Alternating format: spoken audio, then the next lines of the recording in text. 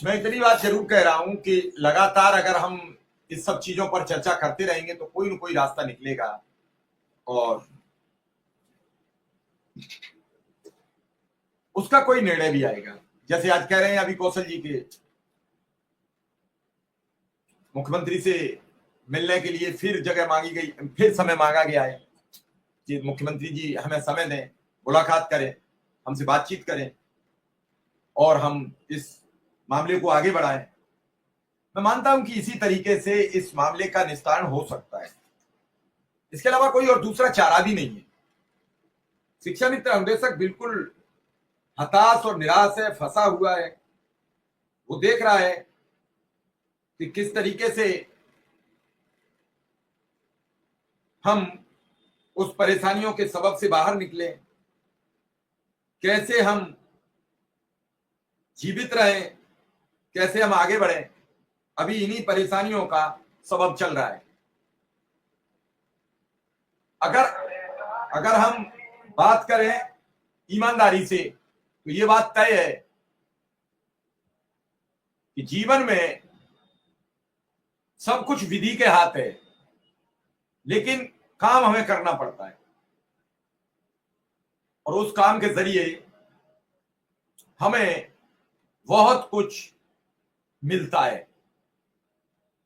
हम यही कहते रहे, हम इन सब पर बातचीत करते रहे, लेकिन क्या इससे किसी के जीवन में कुछ अच्छाई हो सकती है?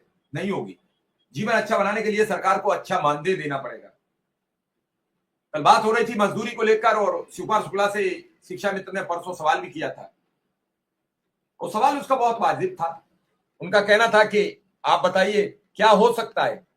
अब चूंकि वो मजदूरी कर नहीं सकता, उसे मजदूरी कोई कराएगा नहीं, क्योंकि उस गांव में वो शिक्षक के तौर पर तैनात है। तो उससे कोई मजदूरी नहीं कराएगा तो वो बच्चों का पेट कैसे पालेगा? मजदूरी तो ये एक सहारा रह जाता है। जब सब कुछ फेल हो जाता है तो आदमी कहता है चलो कुछ मजदूरी करेंगे। अब मजदूरी मिलेगी नहीं, बाकी कुछ होगा नहीं, तो जाए कहां?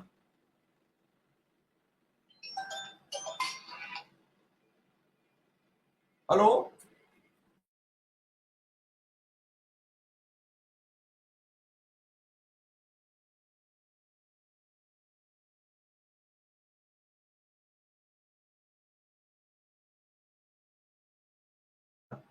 तो ये सब चीजें बड़ी गंभीर हैं और इन गंभीर चीजों पर हम बातचीत नहीं करने को तैयार। हम एक दूसरे को इसका दोषी मानते रहेंगे। इस दोषी मानने से कुछ नहीं होने वाला है।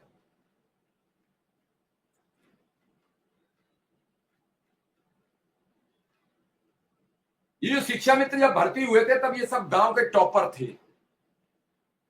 और मुझे लगता है कि आज वो ईमानदारी से अपने काम में आगे बढ़ते रहते तो आज वो सबसे आगे होते।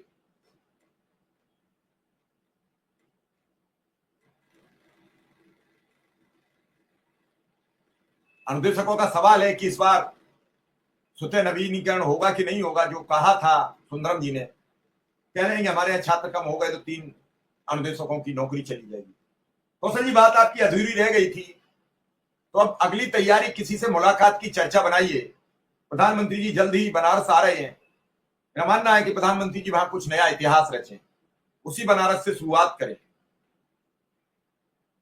भरोसा किया जा सकता है क्योंकि अभी प्रधानमंत्री जी का वीडियो भी कोई बड़ी ताकत से चला था जो उन्होंने वादे किए थे।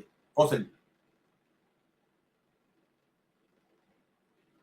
मिश्रा जी, हमारे यशस्वी प्रधानमंत्री जी चाहे बनारस में आए, चाहे हमारे माननीय लोकप्रिय मुख्यमंत्री जी चाहे किसी जिले में जाएं, संगठन की पूरी तैयारी है और संगठन के हमारे जो भी पदाधिकारी हैं वो पूरी व्यवस्था के साथ उनका प्रयास ये रहता है कि हम अपनी बात के लिए, चाहे हमारे माननीय मुख्यमंत्री जी हों चाहे हमारे देश के प्रधानमंत्री जी हों, उन तक हमारी बात पहुंचे। तो इससे निश्चिंत रहिएगा, जिसमें जो भी हमारे अपने शिक्षा मित्र साथी हैं वो निश्चिंत रहें। संगठन के माध्यम से जो भी साधन हो गए, स्वयं पहुंच के हों, किसी के माध्यम से हो, जिस तरह से जो व्यवस्था बनेगी वो हम लोग सदा लगे रहते हैं और इसमें प्रयास यही रहता है कि समस्या का समाधान हो और उसके लिए कहां से किस तरह से कौन कौन से संसाधन जुटाए जाए, इसके लिए लगातार प्रयास होता रहता है। तो ये चीजें कहना कि माने प्रधानमंत्री जी आए या फिर मुख्यमंत्री जी, इसका कहीं नहीं, हम लोग पहले से ये लगे हैं कि अगर जो भी